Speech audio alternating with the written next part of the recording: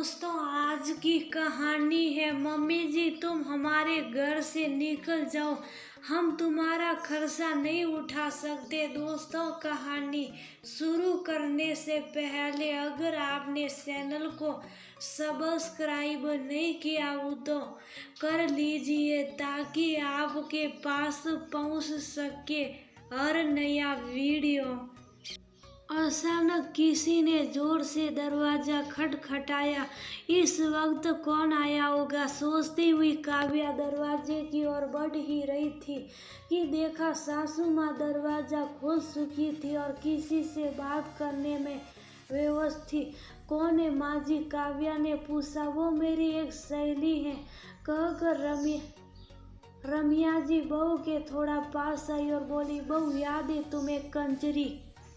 ये वही है, इसके नालायक बेटे बहू ने इसे घर से इतनी रात को निकाल दिया। तुम तो जानती हो मेरी आदत है सबकी मदद करना, तो ये बेचारी मेरे पास मदद मांगने आ गई। कह रही है कल सुबह किसी वृद्धा आश्रम चली जाऊंगी, तू बोल आज रात इसे हम पनाह दे दे। माँ कंजरी सासी को सब अच्छी तरह जानते हैं, इतना मिलनसार स्वभाव इनका, फिर भी बच्चों ने परवाह तक ना की। खैर अभी इन्हें अंदर तो लेकर आइए, कह काव्या कंजरी के लिए पानी लाने रसोई में गई और रमिया जी कंजरी को बुलाकर सोफे पर बिठा दी। क्या हुआ कंजरी सासी, बच्चों से कुछ कहा सुनी हो गई क्या? काव्या पानी का गिलास थमाते हुए बोली, क्या कहूँ काव्या बेटा, काश मेरी बहू भी तेरी जैसी होती तो मुझे आज ये दिन ना देखना पड़ता। अरे बेटे के लिए किया नहीं किया मैंने, जो दुकान उसके पिता ने खड़ी की उसे संभालने को दे दी।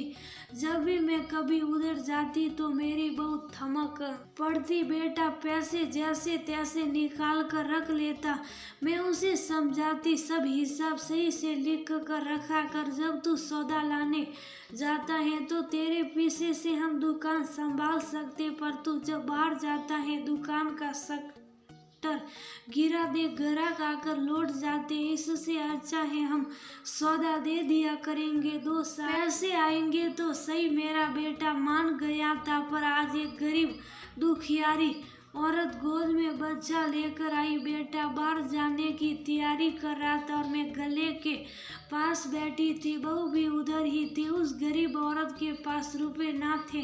मैं एक ब्रेड का पैकेट देते हुए बोली, ले बेटे को खिला दे, जब पैसे होंगे तब दे देना। वो आड़ से शंकित रह गई और बोली, आज आप डांट कर भगाएगी नहीं? मुझे बहुत आश्चर्य हुआ, ये क्या बोल रही। तब पता चला बेटा बहू ऐसे किसी को कुछ ना देते। मैंने कहा अरे कभी कोई मजबूरी हो तो दे दिया करो। दोनों कहने लगे, हाँ हाँ आपको तो दान धर्म का बहुत शौक सराया है, यहाँ बैठे बैठे खाने को मिलता रहता तो तकलीफ से पता चलेगा, हमें ये दान पुण्य का काम नहीं करना। आप तो अब दुकान पर मत ही आना। मुझे वहाँ से उठा, दुकान के पीछे घर की ओर धकेल दिया। देखो गिरने की वजह से सिर पर चोट भी आ गई, पर उन्हें मेरी तकलीफ ना दिखी। फिर क्या, मैं अपने कमरे में पड़ी थी, कोई पूछने तक न आया। मैं खुद ही उठकर बाहर आई, थोड़ा पानी पीने तो सुना बहू कह रही थी, अरे कब तक हम इनका बोझ उठाते रहेंगे, इनको यहाँ से चलता करो, मुझसे अब इनके साथ नहीं रहा जाता, बस अपनी मनमानी करती है। बेटा भी उसकी हाँ में हाँ मिला रहा था। अब ये सब सुनने के बाद उनसे जलील होकर निकलने से अच्छा मैं खुद ही घर छोड़ निकल गई। कंजरी सासी सुबकते सुबकते बोली, अच्छा आप चिंता मत कीजिए, हम कुछ सोचते हैं, चलिए पानी पीकर खाना खा लीजिए। काव्या कंजरी सासी को खाना परोस दी। उस दिन कंजरी सासी इनके घर पर ही रही। सुबह जब वह अपने साथ लाए थोड़े कपड़े के थैले के साथ निकलने को तैयार हुई तो काव्या ने कहा, अरे कंजरी सासी अभी किधर जल्दी आराम से जाइएगा, सही नाश्ता तो कर लीजिए। माँ आप कंजरी सासी के साथ रहिए, मैं जरा बाहर से एक काम करके आती हूँ। अच्छा कंजरी सासी ये तो बताइए आपका घर है किसके नाम से? अरे बेटा मेरे ही नाम से तो है, पर बेटा बहुत पसंद ना करते, साथ रहना तो घर का क्या करूंगी। कंजरी सासी के चेहरे पर बेटे बहू के प्रति ना तो प्रेम दिखा ना गुस्सा, मानो वह अब उनसे दूर जाने के लिए खुद को तैयार कर सुखी थी। काव्या इतना सुन बाहर निकल गई। कुछ देर के बाद घर वापस आई और बोली, सासी चलिए, आपके लिए यहीं पास के वृद्धा आश्रम में रहने की सारी व्यवस्था कराई हूँ। माँ आप भी सासी के साथ चलिए, थोड़ी दूर है तो कार से जाना पड़ेगा, विवेक के साथ चलते हैं। कार को जानबूझकर इधर उधर घुमाते हुए एक जगह कार रोक दी। चारों कार से निकलकर बाहर आ गए। कंजरी सासी बहुत शक्के से देखते हुए बोली, ये क्या।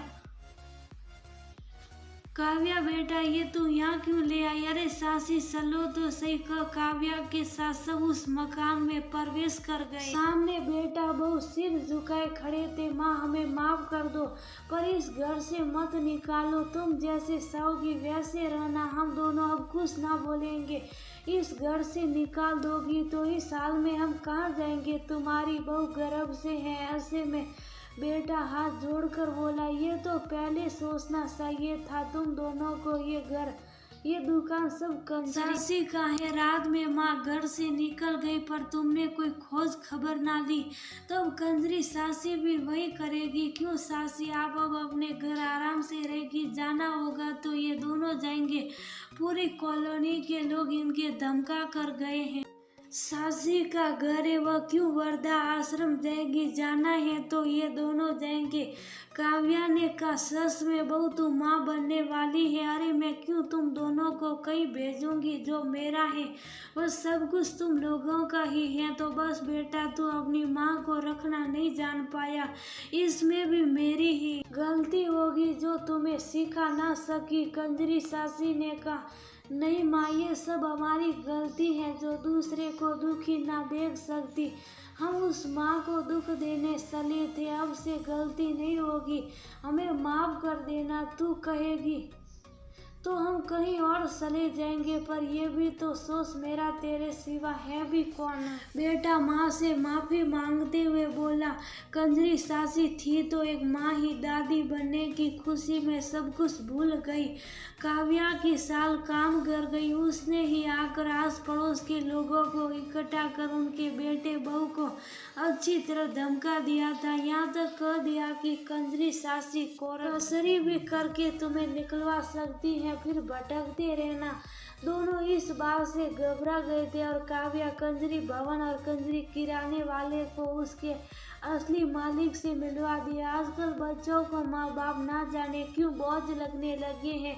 बहू अब रहने के लिए पति के कान भरती रहती और एक बेटा पता नहीं किस बहाव में आकर जन्म देने वाली माँ के सारे एहसान भूल पत्नी प्रेम में अंधा हो माँ बाप को घर से निकालने में गुरे